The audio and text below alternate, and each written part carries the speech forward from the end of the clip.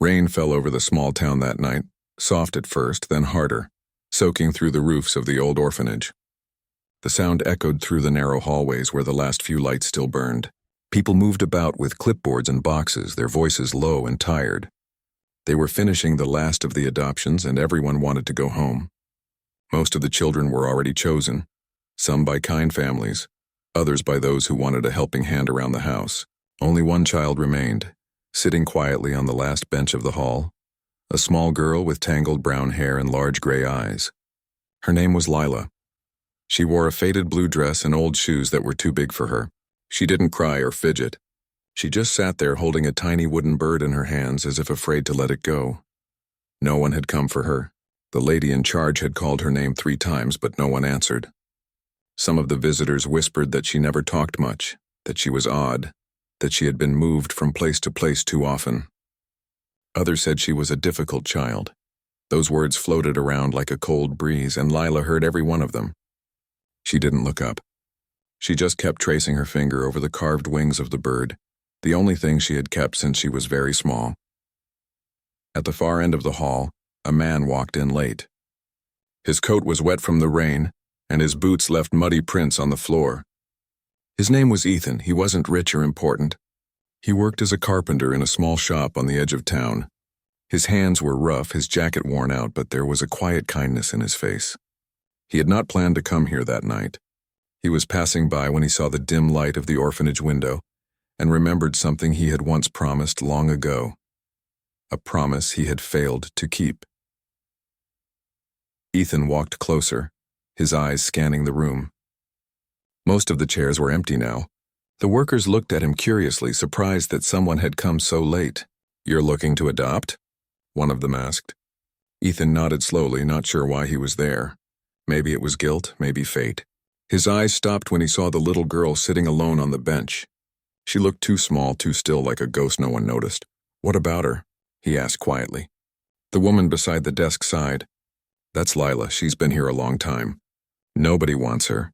She doesn't talk much. We don't know where she's from exactly. She was moved here after the old hospital burned down years ago." Ethan's heart tightened. "The old hospital?"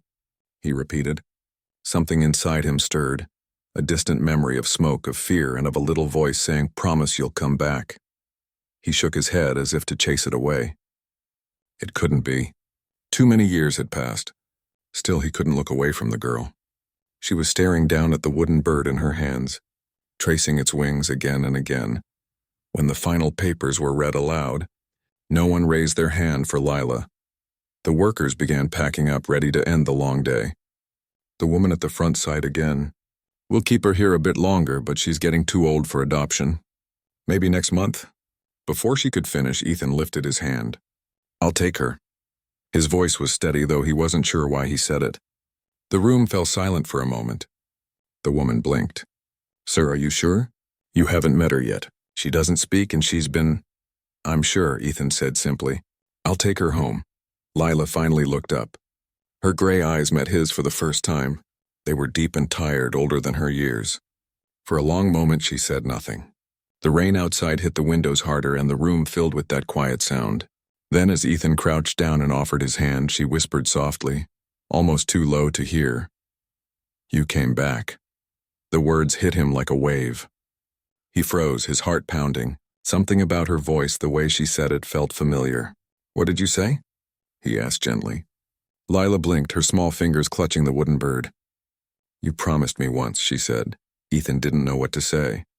The workers around them looked confused, but Lila's eyes didn't move from his. She said it again, barely above a whisper. "You promised me once." He knelt there for a long moment, searching her face. A faint scar ran along her left cheek, almost hidden under her hair. It was the same place where, years ago, he had seen a small girl hurt during the hospital fire. The same little girl he'd tried to save before being forced out by smoke. He remembered holding her hand through the flames, telling her he'd come back for her. He had searched for her after, but the record said she never survived. Yet here she was, looking at him with those same gray eyes. Ethan swallowed hard. "Let's go home," he said quietly. She hesitated, then placed her small hand in his. Her fingers were cold, but her grip was firm. For the first time that night, Lila stood up. The workers quickly filled out the last of the papers, still whispering about the strange coincidence. One of them tried to warn Ethan again, but he didn't listen. He signed his name and lifted the girl's small bag, which held only a few clothes and the wooden bird. Outside, the rain had softened to a gentle drizzle. The old truck Ethan drove was parked under a broken streetlight. He opened the door for her and handed her a small blanket. She climbed in quietly, her eyes still watching him. As they drove down the empty road, the headlights cut through the fog. Lila leaned her head against the window, whispering something under her breath, a small tune that sounded like a lullaby. Ethan glanced at her. "Where did you learn that song?" he asked softly. She didn't answer, just kept humming. But Ethan knew that melody. He had whistled it once to calm a crying child in a burning hospital room. His chest ached at the thought. They reached his cottage just before midnight. It was small, made of old wood with a warm fire burning inside. Ethan carried her bag in and showed her the small room he had fixed earlier for a guest. He hadn't known why he prepared it, now it made sense. She stood in the doorway, unsure whether she was allowed to step inside. "It's yours," Ethan said gently. "You can rest now." Lila looked around the room, touching the soft quilt and the small lamp by the bed. Then she turned to him and said in a small voice, "You kept your promise." Ethan wanted to ask what she meant, but the words caught in his throat. Instead, he nodded. "Sleep now," he said. "We'll talk tomorrow." She nodded and climbed into bed, the wooden bird still in her hand. He watched her for a moment before turning off the light. As he stepped out, he heard her whisper again, "You came back." That night, Ethan sat by the fire staring into the flames. The sound of the rain faded and memories came rushing back. A little girl trapped in smoke, a promise shouted over sirens, and a guilt that had haunted him for years. He had thought that promise was lost forever, but somehow fate had brought her back. He didn't know what tomorrow would bring. He didn't know how to explain what had just happened, but deep inside he felt something he hadn't felt in years, a chance to make things right. The next morning, the rain had stopped and sunlight streamed through the small windows of Ethan's cottage. Birds sang softly outside and the world seemed calm.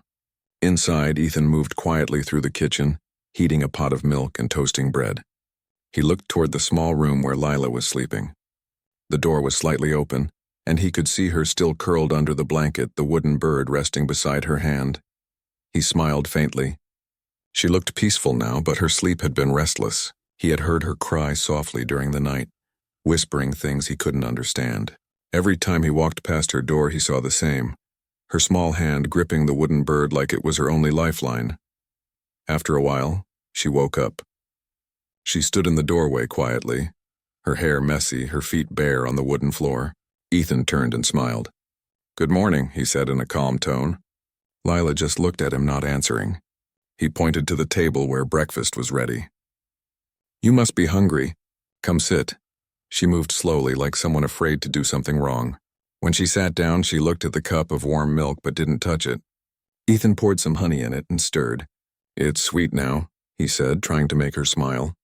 She watched him but still said nothing. After a long pause, she finally took a small sip. Then she picked up the toast and nibbled it carefully. "That's good," Ethan said softly. "Eat as much as you want. You're safe here." Her eyes lifted for a moment, then dropped again. The word safe seemed to mean something to her, but she didn't say what. She finished half of her toast and then asked in a low voice, "Do you still make things?" Ethan blinked. "Make things?" She nodded, looking at his hands. "You used to make birds," she whispered. "Out of wood." He froze for a second. His mind went back to the workshop he had years ago, where he made small toys for the children's hospital. The wooden birds were his favorite, symbols of hope and freedom. He remembered a little girl with big gray eyes who loved those birds more than anyone. She used to ask him to carve one with open wings so it could fly away. Ethan's voice was quiet when he answered, "Yes, I still make them sometimes." "You like birds?" She nodded slightly. "You made this one," she said, showing him the small wooden bird she always carried. He took it gently, studying the carved lines.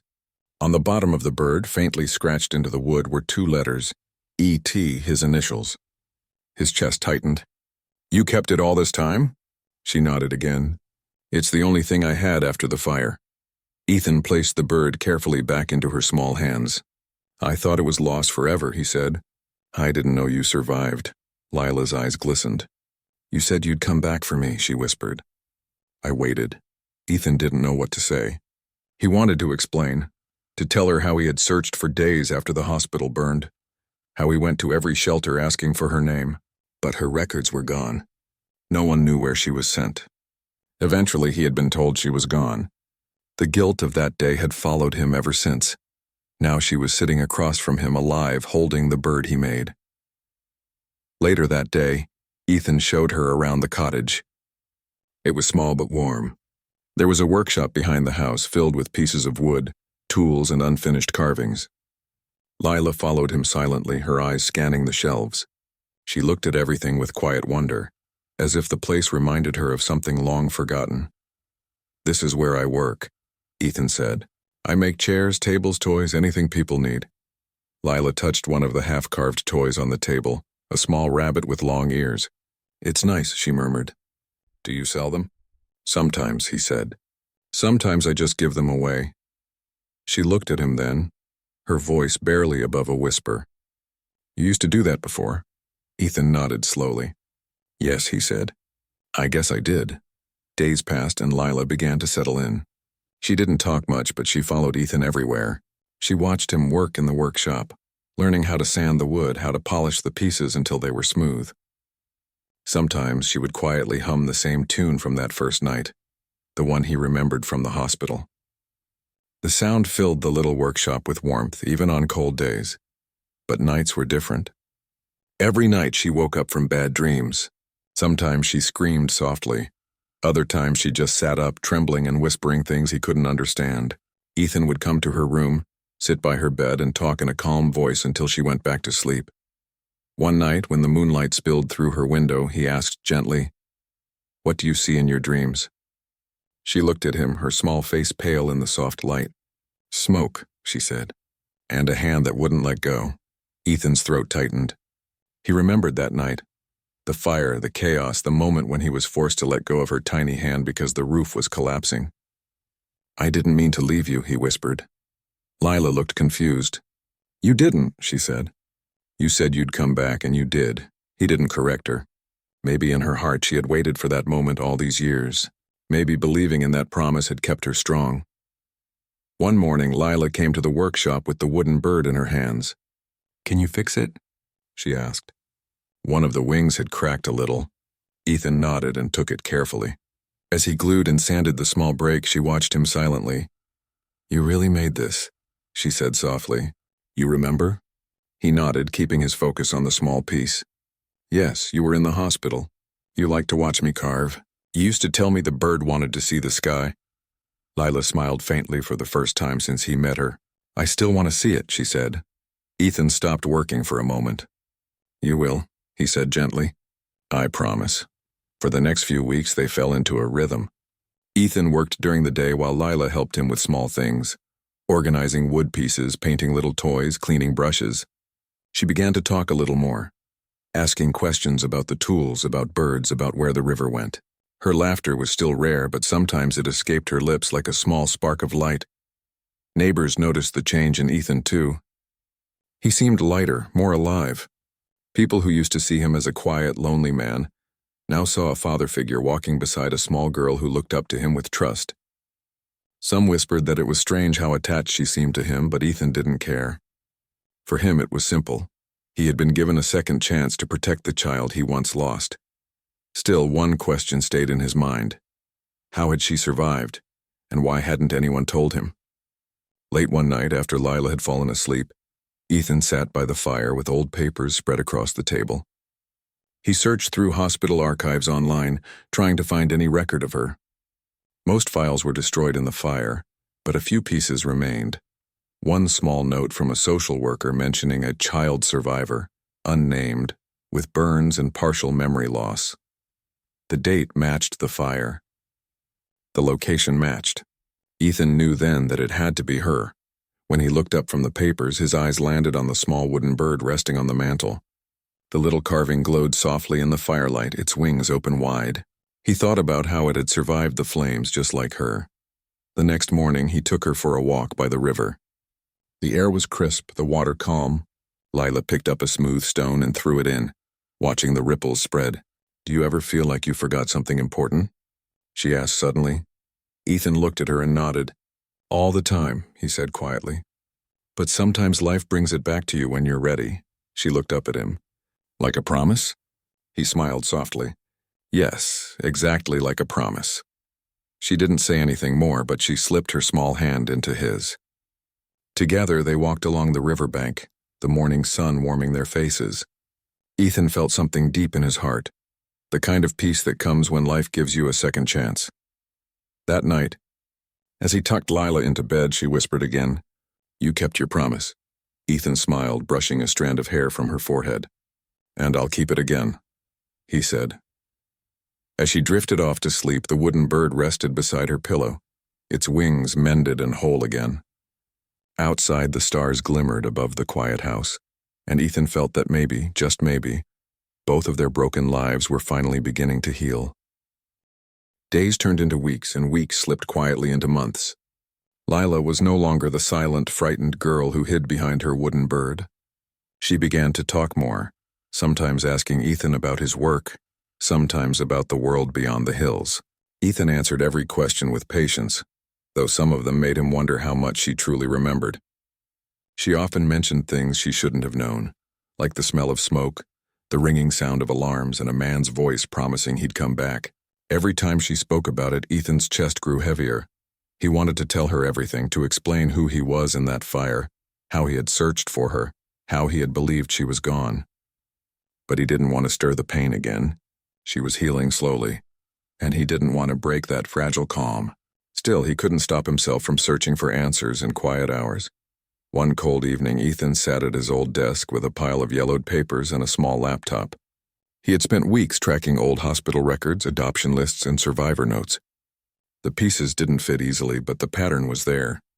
The fire at the children's hospital had left chaos behind. Dozens of kids were moved under new names. Lila had been one of them, moved from shelter to shelter, each losing her file along the way. When he finally found an old report mentioning child nr. 47, female partial memory loss responds to name Lila, Ethan felt something deep in his chest twist. The date matched the hospital fire. The handwriting in the report looked rushed, but there was a single note at the bottom that made him stop breathing for a moment. "Keeps asking for the man who promised to return. Says he carved her a bird." Ethan's hand trembled. It was her. There was no doubt anymore. He sat back in the chair, covering his face.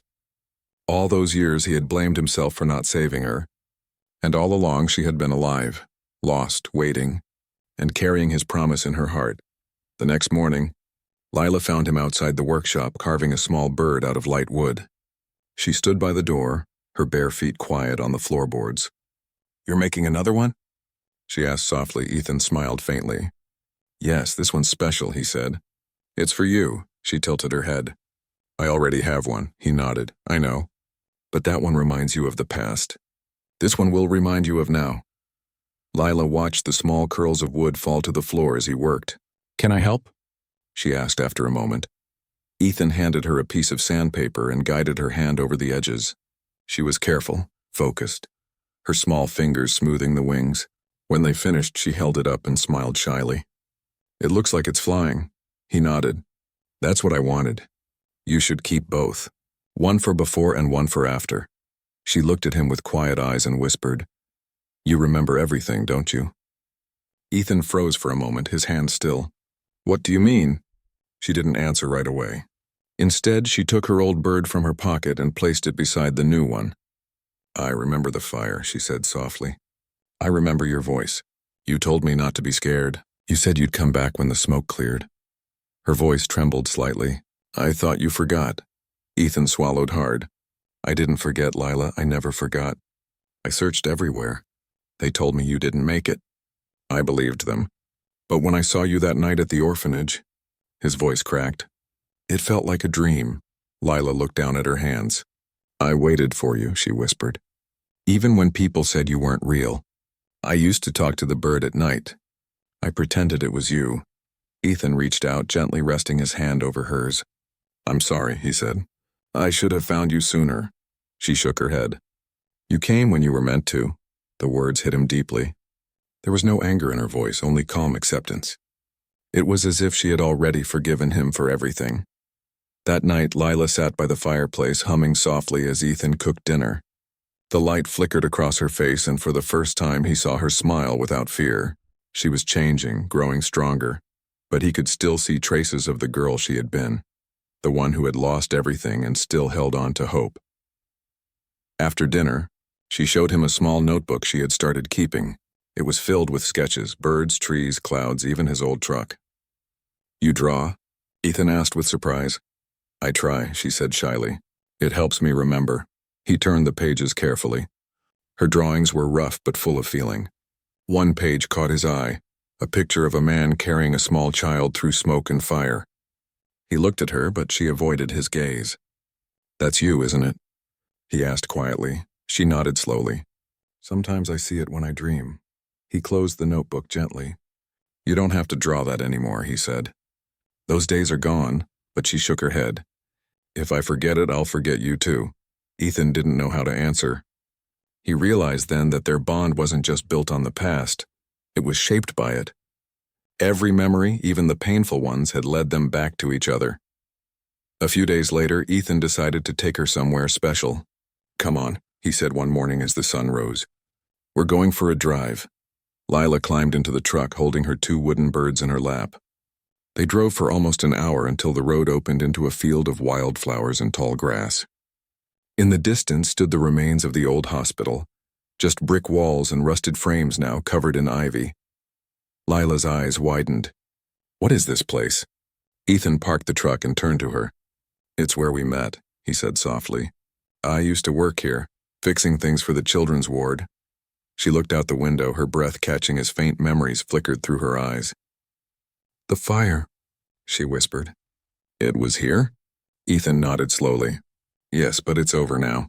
I wanted you to see it, not to hurt you, but so you know you're free of it. It can't take anything from you anymore.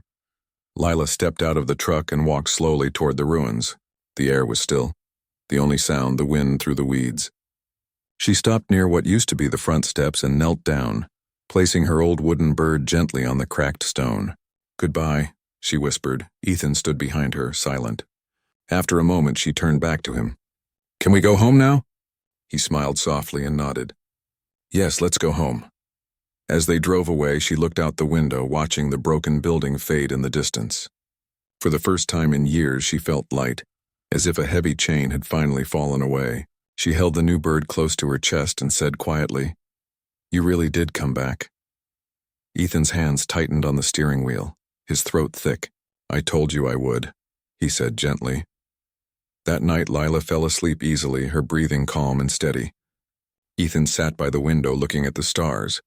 He thought about how strange life could be, that one forgotten promise could return years later to change everything. He whispered into the quiet, She remembered me. In the next room, Lila turned slightly in her sleep, the new wooden bird held close.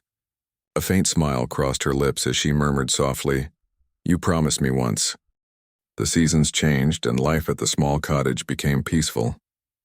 The fields turned green, flowers bloomed, and the river near the house sparkled under the sun. Ethan and Lila lived quietly, their days full of small routines. Breakfast together, a bit of laughter, and long hours in the workshop. Lila had grown stronger. Her face had color now. Her laughter sounded brighter, and she no longer woke up screaming in the night. Sometimes when she sat by the window humming softly, Ethan would just watch her and feel thankful. The little girl who once carried only silence was now learning to live again. But happiness often walks hand in hand with worry. One morning, while Lila was helping Ethan sand a piece of furniture, she suddenly grew pale and weak. Her small hands trembled and she almost fell. Ethan caught her quickly and made her sit down. Are you all right? He asked in alarm. She nodded faintly but looked dizzy. He touched her forehead. It felt hot. Let's get you to bed, he said, trying to keep his voice calm. Lila didn't argue.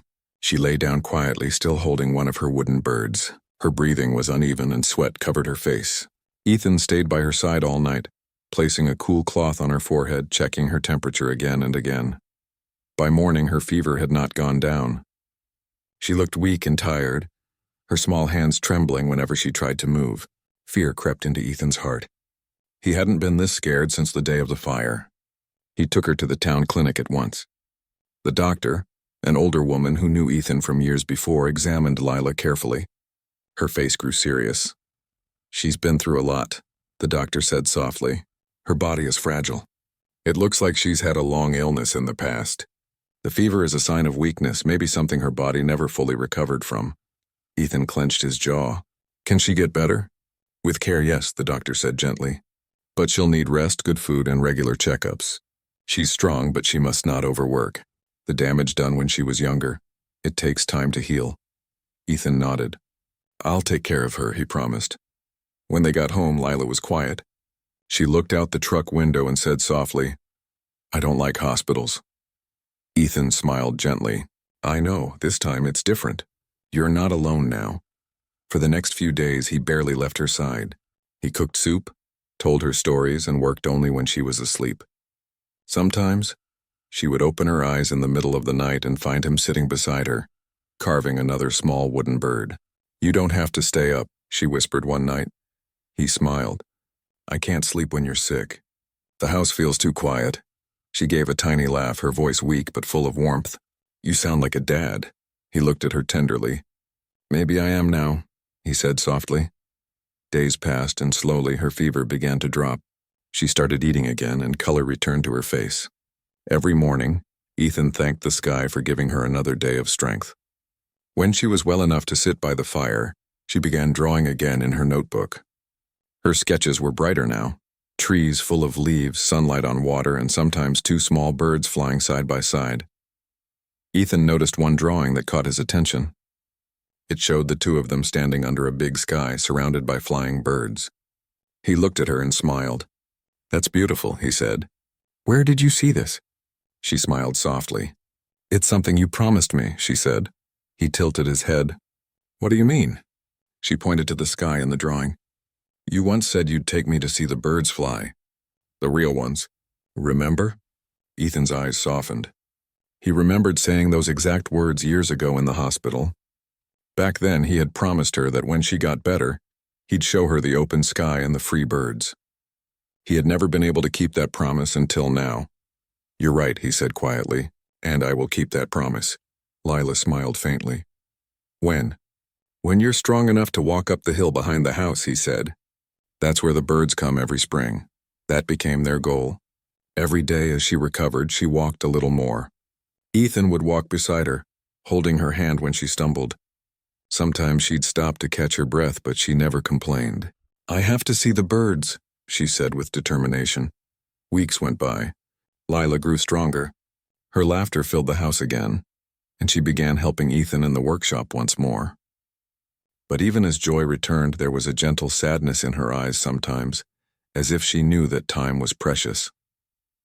One evening, as they sat by the fire, Lila asked softly, "Do you ever think about your past?" Ethan looked at her. "Sometimes," he said. "But I try not to live there," she nodded. "I used to live there," she whispered. "In my memories, in the fire. But now I like being here better." He reached out and squeezed her hand. "Then that's where we'll stay from now on." The next day, they prepared a small picnic for the hill. The air was crisp, the sky clear and blue. Ethan packed bread, apples, and a blanket, while Lila carried both wooden birds in a small pouch around her neck. They began walking up the hill slowly, the path lined with tall grass and small white flowers.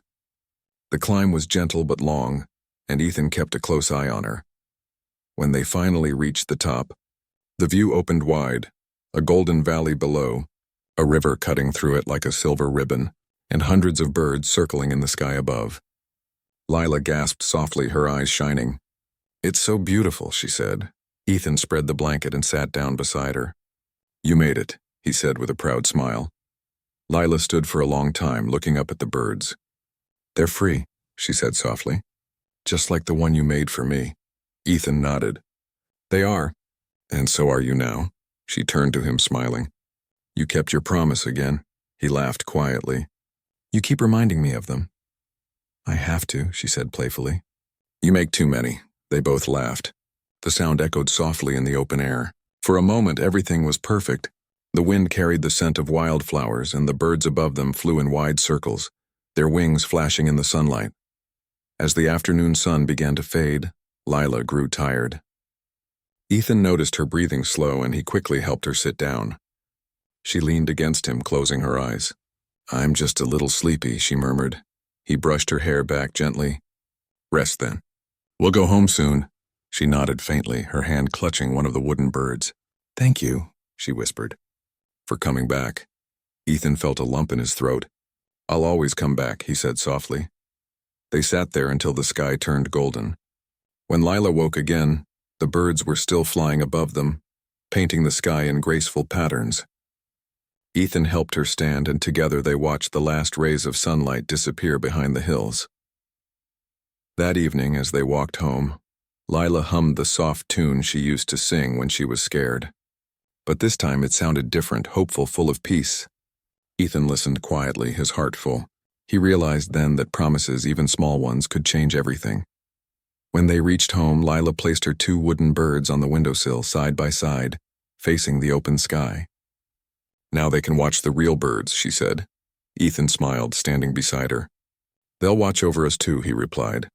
That night, as the moonlight filled the cottage, Lila slept peacefully, her hand resting over her heart where the pouch used to hang. Ethan sat by her door, listening to her calm breathing. He closed his eyes, whispering to the quiet house. "She kept me alive as much as I kept her." And outside, through the open window, the sound of distant wings moved softly across the night, like a promise being kept once more. The next morning came with golden sunlight and the soft sound of birds outside the window. The house was quiet except for the sound of the river in the distance. Ethan stood in the kitchen making breakfast, scrambled eggs, bread, and warm milk, just the way Lila liked it.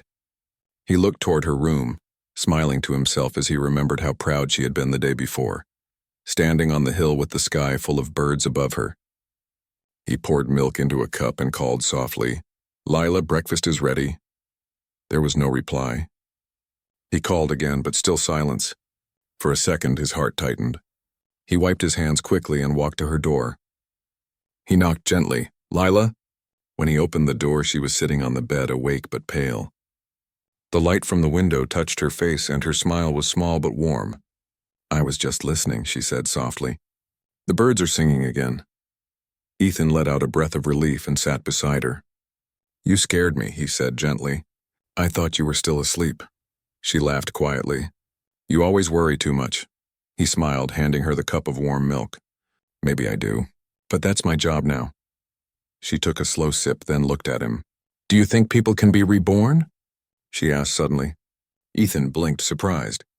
"What do you mean?" "Like when something bad happens and you survive it," she said thoughtfully. "It's like you get a second life. Maybe that's what happened to us." Ethan looked at her for a long moment and then nodded. "Yes, I think we were both reborn the night I found you again." She smiled softly, leaning against him. "Then I'm glad you came back." The days that followed were full of calm. Lila grew stronger each morning, though she still tired easily. Ethan worked in the workshop, making new furniture for a client, while she painted beside him, adding colors to the small wooden toys he carved. The two of them worked in quiet harmony, their laughter filling the little cottage. Sometimes she would pause to watch him work, her eyes full of admiration. "You make it look easy," she said one afternoon as he shaped a piece of oak into a bird's wing. He chuckled. "It's not easy. I just had a lot of practice." She smiled and dipped her brush into the paint. "You should teach me." Ethan nodded. "All right, tomorrow we'll start." That night, as the fire crackled softly, Lila sat beside the window, her wooden birds resting on the sill. The moonlight reflected off their smooth wings. She was humming the same soft tune she used to hum when she was scared, but now it sounded peaceful and full of life. Ethan watched her quietly. "That song," he said, "you still remember it?" She nodded. "It's the song of the birds. You taught it to me." He smiled faintly. "Then you should keep singing it. It suits you." She looked at him, her eyes shining. "I don't feel afraid anymore," she said. "Not since you came back." He reached over and gently patted her shoulder. "That's all I ever wanted for you, to feel safe." The following week, the doctor came for a checkup. She said Lila was recovering well but should continue to rest. She's stronger than she looks, the doctor said with a smile. Her heart is brave. Ethan felt proud, almost like a real father. She's the strongest person I know, he said. After the doctor left, Lila teased him. You told her I was brave? He laughed. Of course. You are, she smiled softly. Then I'll have to keep being brave so I don't make you a liar. Days passed peacefully until one night a storm rolled in. The wind howled outside and rain hit the windows. Lila couldn't sleep. She sat up and called softly, Ethan? He entered her room holding a candle. Can't sleep? She shook her head. The storm reminds me of the fire. He sat beside her, setting the candle on the table. This is just rain, he said. No flames. You're safe. She nodded, then whispered, Stay until it stops. He smiled gently. Of course. He stayed beside her until the storm faded and she drifted to sleep. As he watched her breathing calmly, he thought about how much she had changed his life. Before her, his days had been quiet but empty. Now they were full of meaning. He realized that she had healed something inside him that he didn't even know was broken. The next morning, sunlight poured through the windows again. The storm had washed the world clean. Lila woke early and ran outside barefoot, laughing as she lifted her hands toward the sky. Look, Ethan. The birds came back. He stepped onto the porch, smiling at her joy. The air smelled fresh, the sky blue and clear.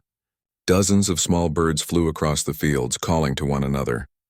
Lila spun around, her laughter ringing through the air. They're singing to us, she said.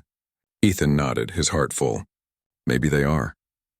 They spent the day outside, walking along the riverbank, collecting smooth stones and talking about everything and nothing. Lila told him she wanted to grow flowers around the cottage and paint the walls with pictures of birds and trees. Ethan promised to help her with all of it. That evening, as the sun set, they sat together on the porch. Lila leaned against him, tired but smiling. You know, she said softly, when I was in the orphanage, I used to dream of this, sitting somewhere peaceful with someone who cared about me. Ethan looked down at her, his voice gentle. Dreams have a way of finding their way home. She looked up at him, her gray eyes shining. Thank you, she whispered, for keeping every promise. He felt his throat tighten. You kept one too, he said. She tilted her head.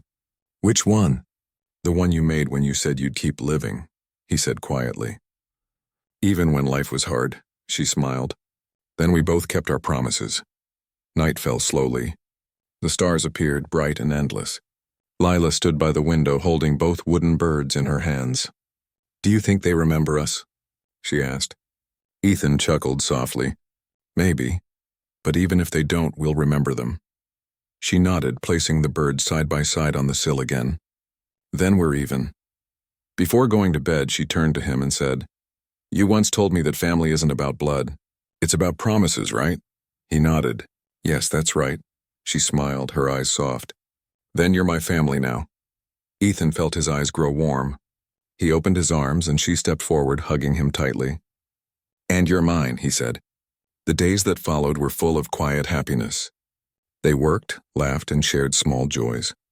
Lila continued to grow stronger, her laughter echoing through the hills.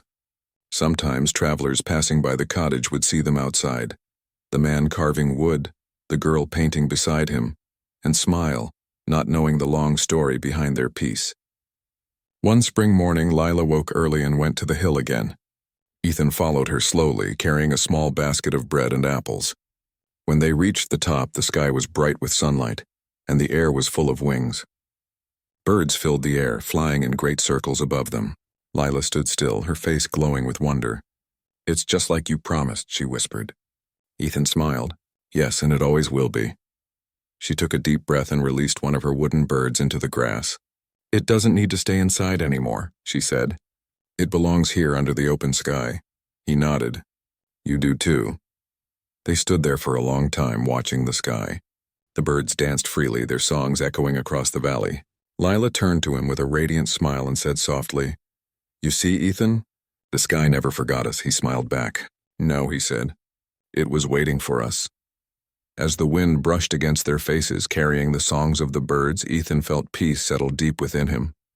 The past no longer haunted them. The promise he once made in the smoke and fire had finally been kept. That evening, when the sun dipped low and the first stars appeared, the two of them sat quietly outside their home.